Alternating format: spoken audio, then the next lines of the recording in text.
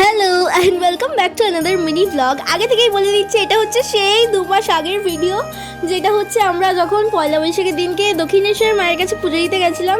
তো এটা হচ্ছে সেই ভিডিওটা লাস্ট পার্ট। আমার চরম ল্যাদের কারণে হচ্ছে এতদিন ধরে ভিডিওটা পেন্ডিং ছিল, তাই জন্য এডিট করা হয়নি বলে পোস্ট করাও হয়নি। তোমাদের যেরকম আমি আগের পার্টে বলেছিলাম যে আমরা দক্ষিণেশ্বর থেকে বেলুড় মঠের উদ্দেশ্যে যাচ্ছি, আর এই দেখো আমরা বেলুড় মঠে চলে এসেছি। আর জানো তো, যখনই আমি বেলুড় মঠে আসি আমার একটা মানে আলাদাই শান্তি লাগে। আর এই নিয়ে কিন্তু আমি দুবার বেলুড় মঠে এলাম। প্রথমবার এসেছিলাম আমার ছোট পিসুমণিদের সাথে, আর তখন আর কি আরও স্পেশাল একটা ব্যাপার ছিল, কারণ তখন আমার দাদাই ছিলেন না। দাদাইয়ের সাথে আমি আর আমার বোন কিন্তু ঘুরতে এসেছিলাম এখানে। আর তখন থেকেই বলতে গেলে আমার বেলুড় মঠ কিন্তু প্রিয় জায়গাগুলোর মধ্যে একটা হয়ে উঠেছিল। আর এইবার এসেছিলাম আমার দিদুনদের সাথে।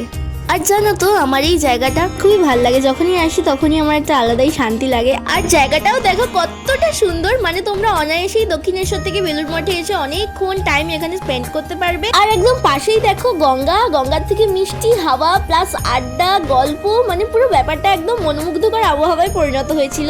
আর আমার কিন্তু গঙ্গার পাড়ে বসতে খুবই ভালো লাগে। তোমাদের কাদের কাদের গঙ্গার পাড়ে বসতে ভালো লাগে আমাকে জানিও কমেন্ট করে।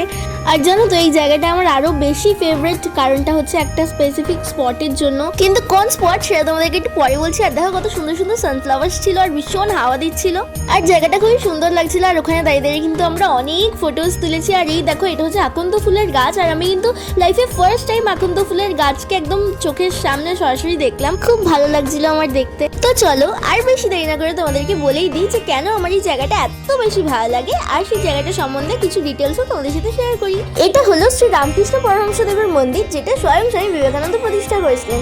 এখানে সন্ধ্যা আরতির সাথে ধ্যান হয়, আর ভিতরের আবহাওয়াটা পুরোই আলাদা।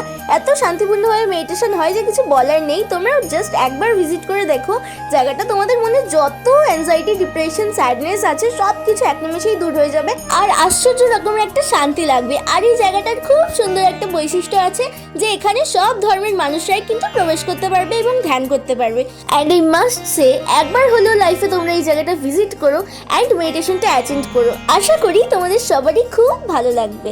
তারপর মন্দির প্রাঙ্গণ থেকে বেরিয়ে আমরা চা খেয়েছিলাম। আর এখানে দেখো কারোর মুখে হাসি নেই, মানে সবার একদম পরিশ্রান্ত মুখ।